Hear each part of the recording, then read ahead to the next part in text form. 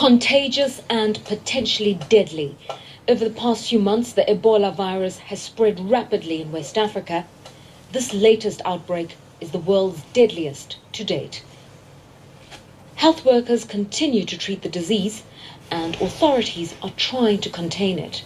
Some borders in the region have been closed, and roadblocks have been used to restrict people's movements in affected areas. Several airlines, including British Airways, have stopped flights to Liberia, Sierra Leone and Guinea. With fewer goods coming into the affected areas, prices of everyday essentials are beginning to rise. Public gatherings have been discouraged in many areas, and often fear of infection is keeping customers away. Market traders in Liberia say it's hurting their livelihoods. Life is getting very difficult. Now some of us need to move around, buy something to the market, ride motorbike and do other activities. Now the government is saying that everybody remain home. Everybody stays to their various places. And now how do you go and make your life? Now they are saying no market. So it is very bad, very difficult. Some firms operating in the affected countries have chosen to evacuate their foreign staff. Others are continuing with business as best they can. Stellar Diamonds has been undertaking exploration work in northeastern Sierra Leone. There's a big unknown in terms of how this virus is going to spread, what will be the consequences of that, can we continue our operations as we are doing at the moment. So there's a lot of uncertainty, I think, in the business community right now. I was there myself just 2 weeks ago to see firsthand what we've put into place and what the other companies are also putting into place. And on the basis of that, we've been able to basically ramp up our efforts. No report has yet put a figure on the economic cost to the region. But should this crisis continue, it takes months for livelihoods and businesses in Guinea, Liberia and Sierra Leone to recover. And further afield, Kenya is on high alert, and the government in Ghana has hinted at enforcing restrictions on public gatherings. So in economic terms, the fear of Ebola is having a much broader effect than the disease itself. Lerato Mbele, BBC News. Hello YouTube, Prepper Steve here, and this video falls under the category, I guess, of why prepare. What you just saw there was an outbreak of hemorrhagic fever in Africa. They're calling it an Ebola outbreak. And when you think about that, you know, a lot of people think, well, that's way over in Africa, what does that have to do with us, and how is that going to affect us? Well, it very easily could.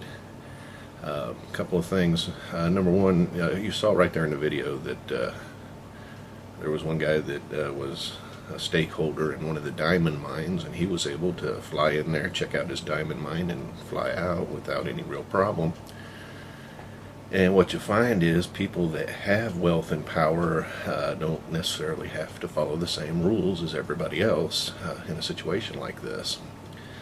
So let's think about that for just a minute. Number one, do you think this guy was all alone when he went over there? Probably not. He was more than likely on a private flight, a private airline, a private plane, and he probably had 8 or 10 people with him. So they fly in, they check the situation out, trying to protect their interest in their diamond mine, which I understand that. But think about what happens. Okay, while they're there, what do you think the likelihood is that at least one of them could have been exposed? I think the likelihood is probably pretty high. It could happen. Now they all load back up on their plane and they fly back home, and they're in an emergency situation because they're not going to be able to move their diamonds for a while, because you saw in the video there that the government is shutting down all traffic. They're trying to quarantine the areas of the outbreak, which is what governments typically try to do in a situation like this. So they're going to fly back, and the first thing they're going to do is hold an emergency meeting with all the necessary people back at the office to try and figure out what they're going to do about this problem. So if one person gets on that plane and he's infected, odds are he probably has infected other people on the plane. they land their private plane, and let's say they land somewhere like Chicago. Let's say their office is in Chicago. So they again, wealthy, powerful people don't necessarily have to go through the same things that all of us normal people have to go through. So they probably don't have a lot of trouble getting from their private plane through the airport and back into the city. So first thing they do is go to their office and hold an emergency meeting to try and figure out what to do about this. They're not going to be able to move their diamonds for an unspecified amount of time. That's a serious problem. They're going to have to figure out a solution for that. So they have a meeting. And let's say a few people that got off the plane have been infected, and now they're having a meeting with a lot of people at the office and infecting those people. And those people are going to in turn go home that night and infect more people. And by the time the CDC gets involved and figures out what's going on, you'll have an outbreak. That's how simple this kind of thing can happen. Now, it's not guaranteed that that's going to happen, and I'm not picking on this one guy. I'm just saying that if he's been able to go in and out of there and take care of his business, I'm guessing other people have as well.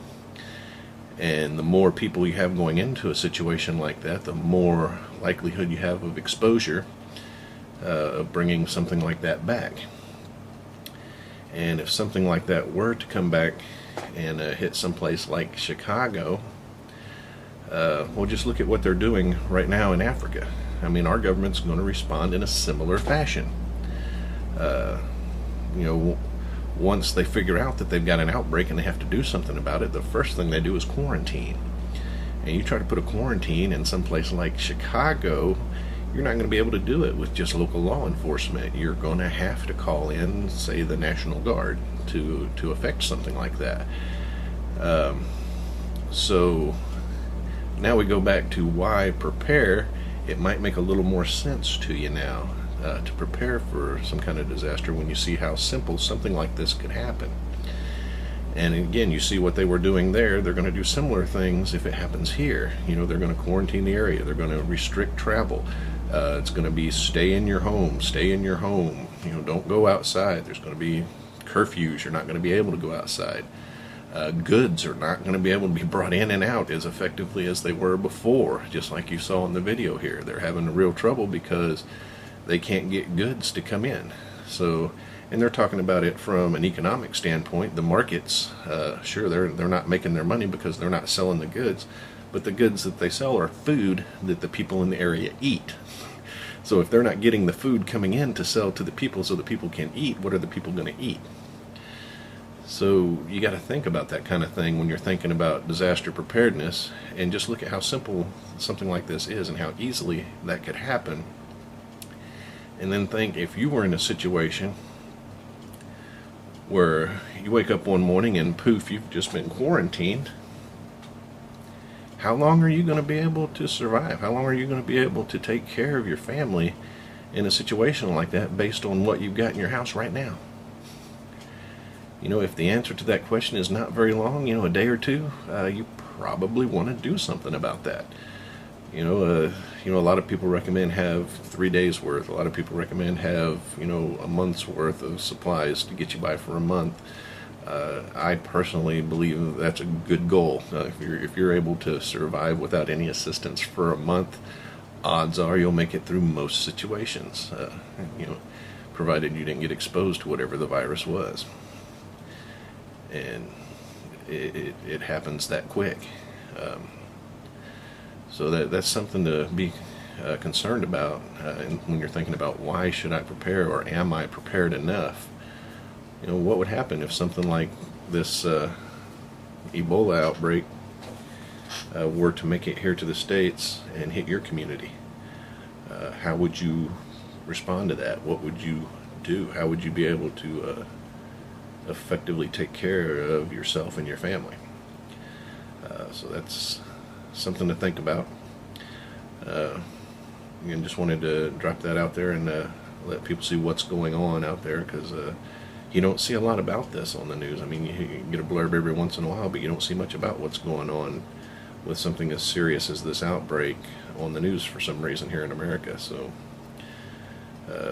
keep your eyes open and be aware of what's going on out there. It'll help you to be prepared for what you may need to be prepared for. So with all that being said, I'm Prepper Steve. I appreciate you guys watching. If you like the video, go ahead and click the like there. I hope you guys do. I hope you get something out of this. Subscribe to my channel if you like what I'm doing. If you have any questions or comments, I'll answer them as best I can. So thank you guys. I appreciate it.